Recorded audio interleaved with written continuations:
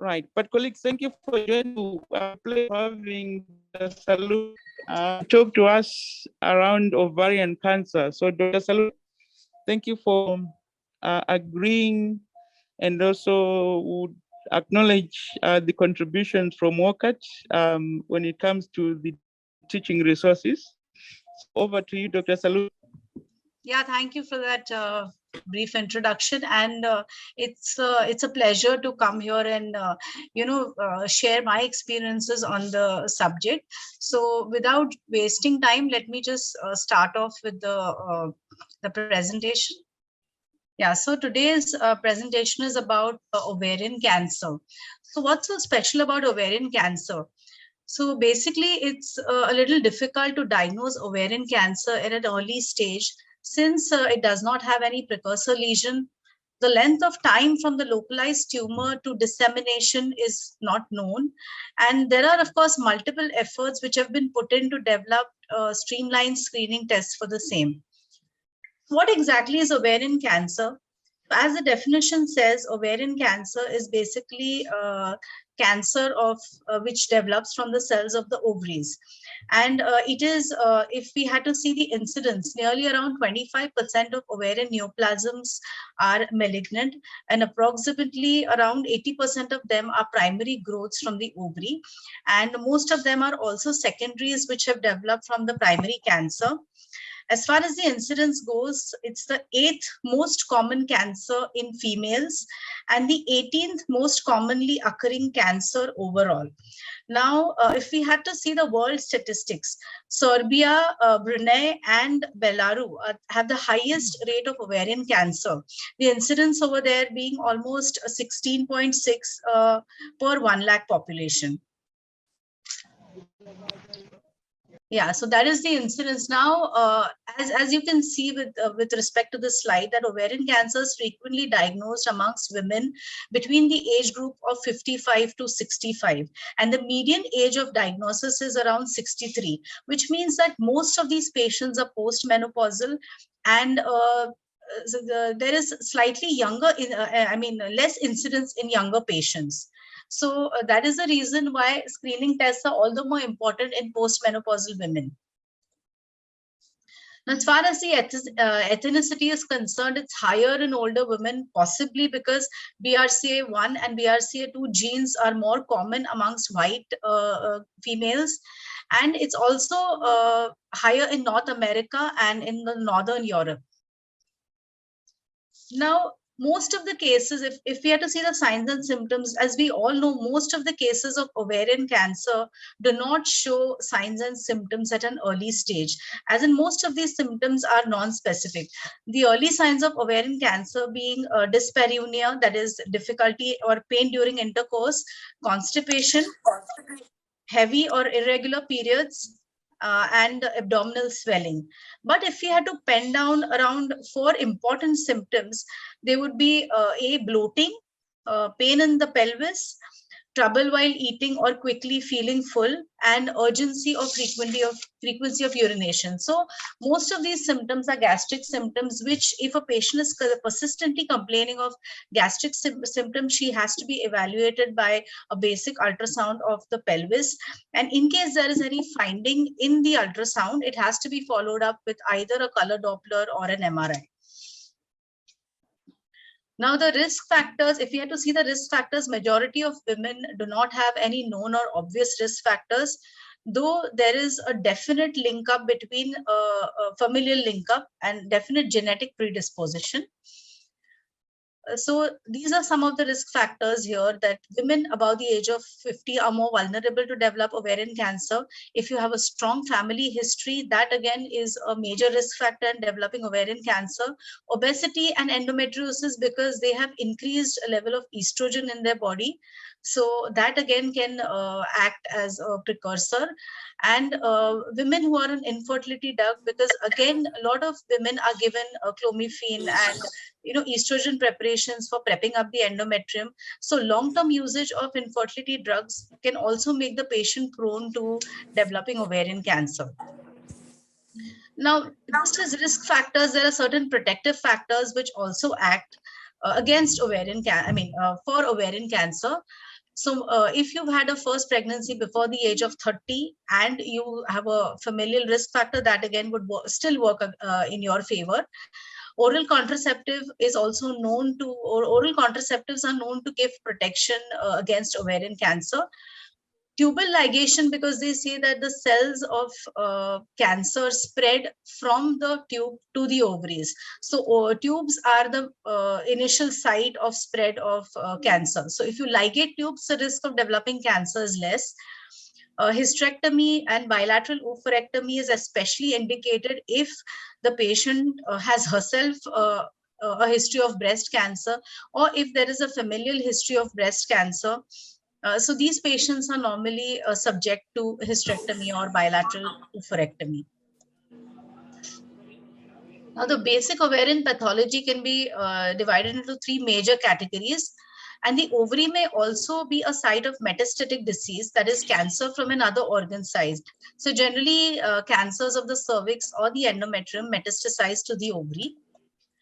The major histological types being epithelial, which may be either a serous or a mucinous, or an endometrioid, or a clear cell, or a transitional cell carcinoma, or germ cell carcinoma. These are mainly seen in younger patients where there is some issue with the developmental ovary.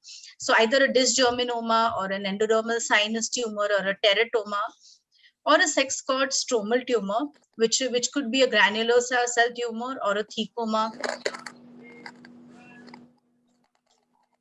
Now, the pathogenesis is either the malignant transformation may begin with an benign ovarian cyst, which, if neglected, may develop borderline malignancy and then turn into an overt malignant tumor. Or there may be peritoneal dissemination and the patient is directly caught at that stage. So these are the two ways how one can pick up ovarian cancer.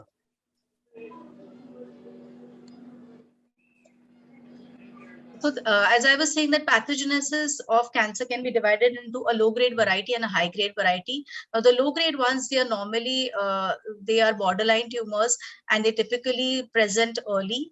They're slow-growing, and they often remain low-grade. And mucinous and clear cell and endometrioid carcinomas are basically examples of low-grade cancer. High-grade arise de novo, and they typically present in advanced stages where the patient comes to you with ascites and a lot of sometimes involvement with the chest, and they are rapidly growing. So high-grade serous carcinomas fall into these category. The types of ovarian cancer, as I mentioned earlier, could be since the ovaries consist of three main cells, the cancers can either arise from an epithelial cell, a germ cell, or a stromal cell. The epithelial tumors may be benign or malignant, and they generally have a low malignant potential. Germ cell tumors are around 2%, form around 2% of ovarian cancers, and they have a decent survival rate. The types of germ cell tumors, as I mentioned earlier, could be a teratoma, a dysgerminoma, or an endometrial sinus tumor. Around 1% of stromal tumors form ovarian CS, and most of them are found in older women. And the commonest symptom being abnormal vaginal bleeding in stromal tumors.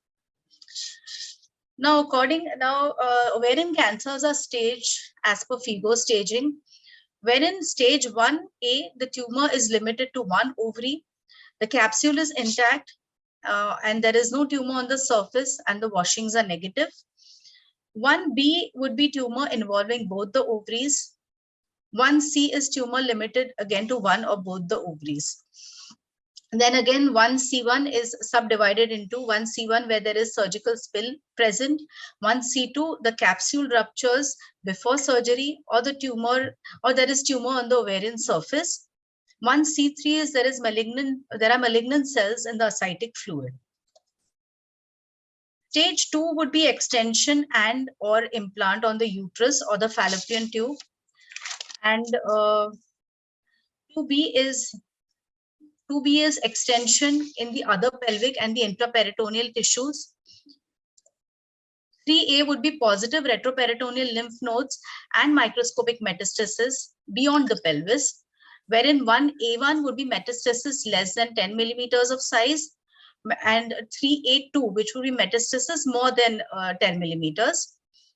Then 3B is again macroscopic extraperitoneal metastasis more than or equal to 2 centimeters, and positive retroperitoneal lymph nodes, which includes extension to the capsule of the liver or the spleen. 3C is positive retroperitoneal lymph nodes and extension to the spleen and the liver. 4A is distance metastasis, which involves pleural effusion with a positive cytology. 4B is hepatic and splenic metastasis and the other extra abdominal organs. So the diagnosis and clinical evaluation, basically, since ovarian cancer is an insidious disease, so most of these women will not present with the disease until it is spread. Because most of them have non-specific gastrointestinal symptoms like nausea, dyspepsia, and abdominal distension as a result of ascites is generally seen in advanced diseases. So a change in bowel habits such as constipation and decreased appetite should be evaluated closely. So if we had to examine the patient on general examination, if we say abdominal distension in a patient with ovarian cancer, we almost always know that we are seeing an advanced CA ovary. Lymph node examination, again, examination of the lymph node also refers to metastasis. So then again, we know that we are seeing an inoperable CA ovary. Pelvic examination is very useful when the patient comes to you as a basic examination, wherein you can judge based on the pelvic examination if the mass, ovarian mass that you're feeling, it's mobile, smooth, cystic, whether it's unilateral or bilateral. Normally, a malignant mass would be fixed, irregular, and it would most often be bilateral. So here are the differential diagnoses. So if I see a patient with an adnexal mass with ascites, I will first subject the patient to a transabdominal ultrasound, followed by transvaginal ultrasound. In case there are any positive findings on the transvaginal ultrasound, I would like to give a backup with CA-125 and the other markers of ovarian malignancy, which is alpha fetoprotein, beta HCG, and LDH, which will tell me the nature of the ovarian cancer. Then followed by this would be a CCT and abdomen pelvis, of course, to rule out the involvement of the lymph nodes and to stage the disease. X-ray chest in case we are looking at an advanced cancer, just to see if there is any metastasis in the chest. And then paracentesis is done only if there is ascites or peritoneal fluid. In an adnexal mass without ascites, again, it has similar investigations, and a biopsy is also indicated in this in case the lesion is found on the sonography.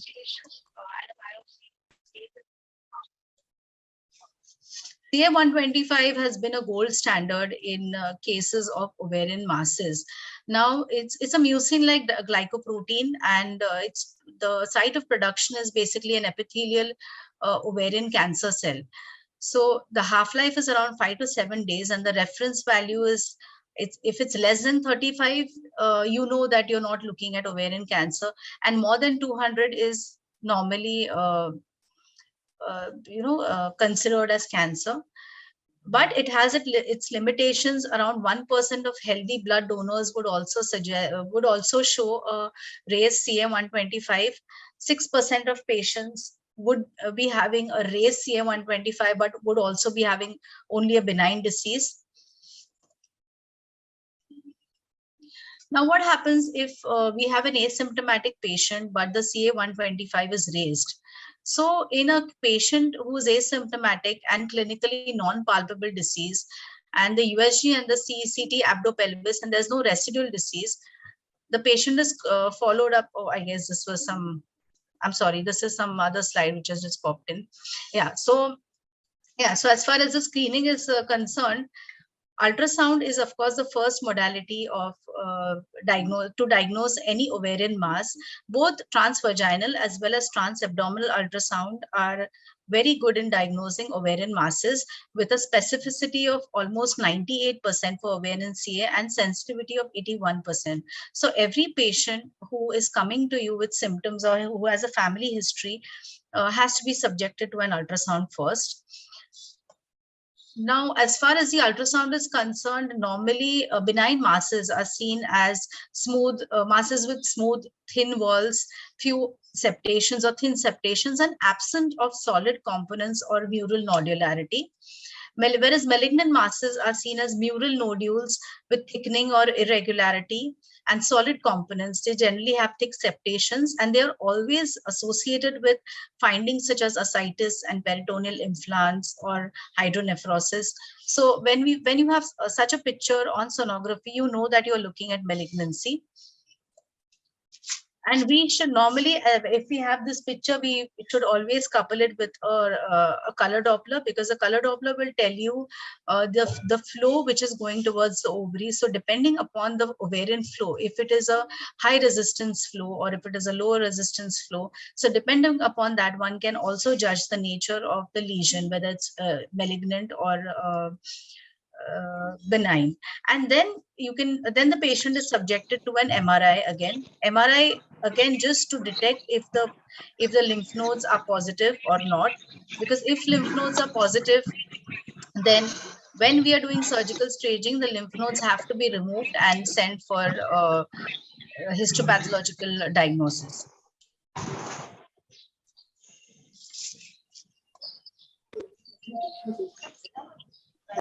Now, when we screen patients for 5-year survival rates, let me find out. Stage 1 and stage 2 ovarian cancers are almost 80 to stage 1 and stage 2 ovarian cancers are almost 80 to 90% curable. For stage 3 and 4, the the longevity rate is around 5 to 30%.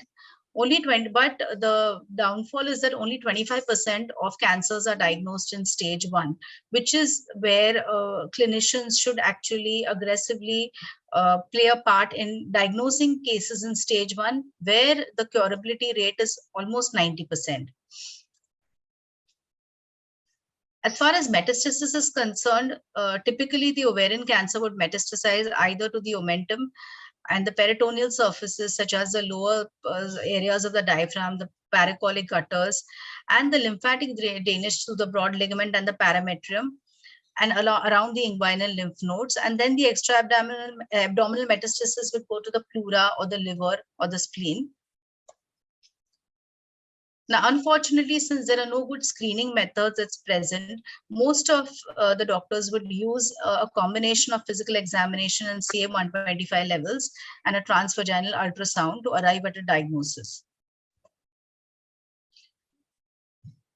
Now, as far as the management is concerned, one has to do a complete surgical staging, and then depending upon where the patient stands, we will have to decide whether the patient would need a surgery, where we would need surgery followed by chemotherapy and radiotherapy, or the patient has to be subjected to chemotherapy first.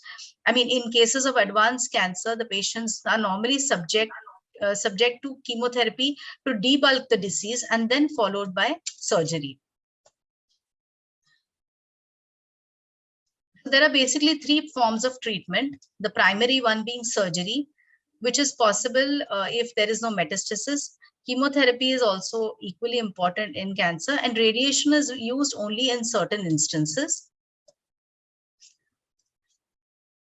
So in surgery, normally a vertical incision is taken for adequate exploration of the upper abdomen, and the pelvis and the upper abdomen are explored carefully to look out for any metastatic disease. And this is possible in majority of stage 1 and stage 2 diseases. So surgical exploration basically has a definite purpose. One thing is it is useful in determining the extent of the disease. Second thing, debulking the tumor, and it also permits histological confirmation. So the goal of the surgery is basically to resect the margins or optimal debulking of the cancer.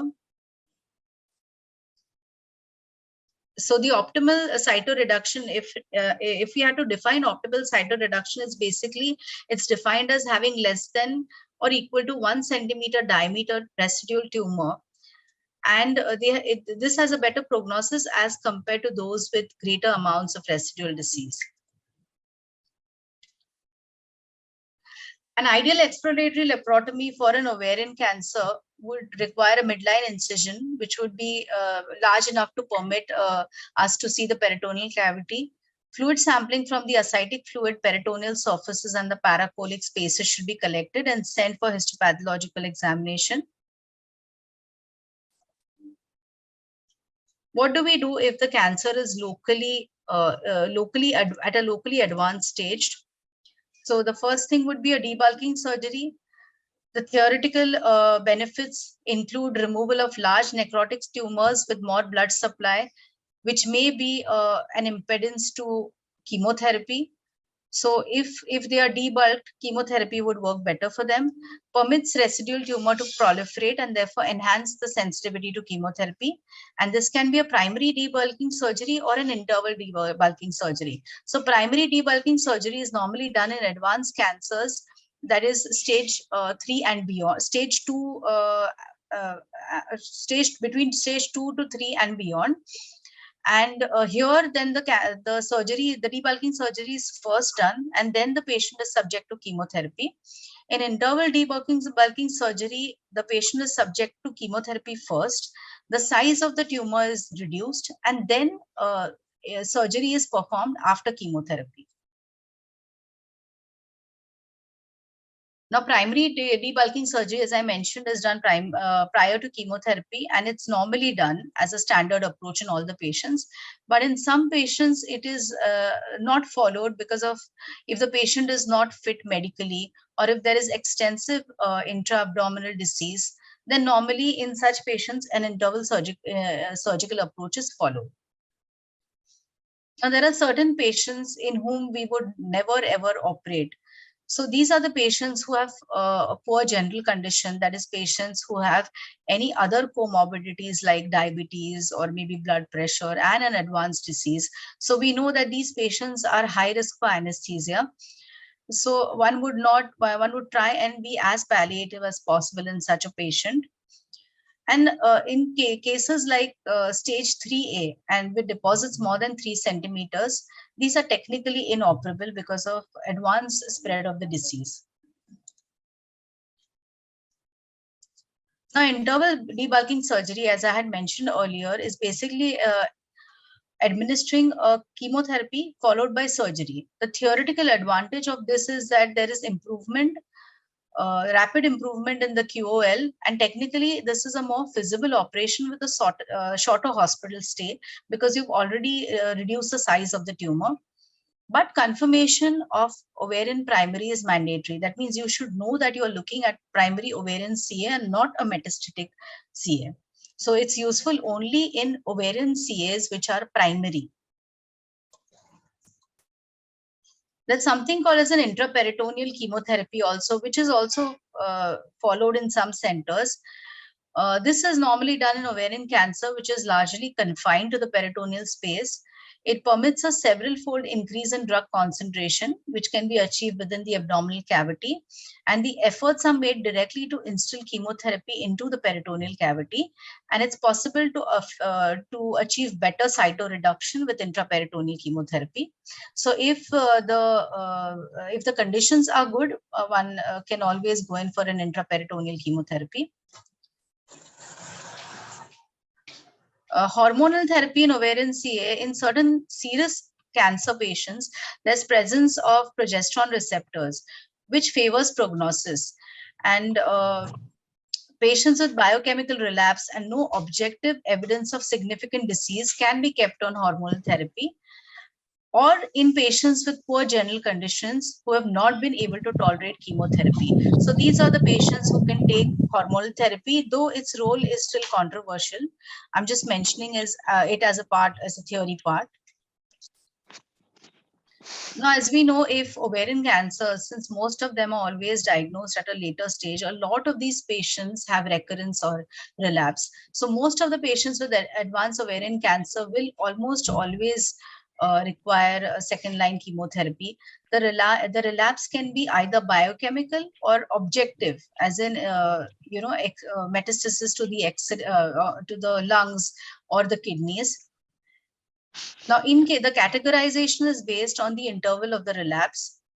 So if it's less than 6 months, it's normally a platinum resistant relapse. And if it's a more than 6 month resistance, it's a platinum sensitive relapse. Around 75 to 80% of patients will respond to chemotherapy, but many will eventually develop resistance too. The standard therapy has been IV carboplatin and paclitaxel. And the recent GOG randomized phase 3 trial has compared paclitaxel and cisplatin to IV paclitaxel and IP cisplatin, intraperitoneal cisplatin with optimally cytoreduced stage 3 ovarian cancer. And it's normally the recommended therapy for chemotherapy.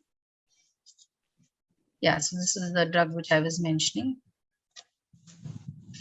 Radiation therapy plays a limited role in ovarian cancer because radiation mainly damages the small bowel and the kidneys, and it's almost always used in patients with dysgerminoma because it's shown to be sensitive in these patients, but it has a limited role. There are alternative therapies also which have been listed in the treatment of ovarian cancer, which are cytokines like interleukin and interferons, which are either given in combination, either given alone or in combination with chemotherapy. So they basically increase the sensitivity of chemotherapeutic drugs. They increase the sensitivity of the cancer cells to the chemotherapeutic drugs. Now, monoclonal antibodies directed against ovarian cancer antigens like including CA125 and HMFG have also found to have some role. Now, the prognosis of these patients is primarily depending upon the stage of the disease. Germ cell tumors are associated with a better 5-year survival rate. Patients with dysgerminomas have a 5-year survival rate of one moment. Yeah, they have a 5-year survival rate of around 60%. Immature teratomas are associated with a survival rate of 80%. And endodermal sinus tumors have a 5-year survival rate of around 60 to 70%.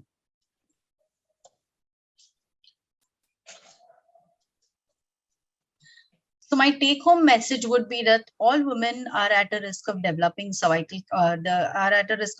ovarian cancer. Awareness of early warning signs of the disease could save lives.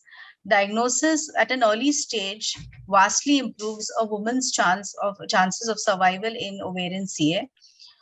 Since ovarian cancer is almost always diagnosed at a later stage, and also there are many women who continuously keep doing pap smear tests, which they would feel diagnosed as ovarian cancer. So that is one myth which has to be clarified, that a pap smear test would not diagnose ovarian cancer. Thank you.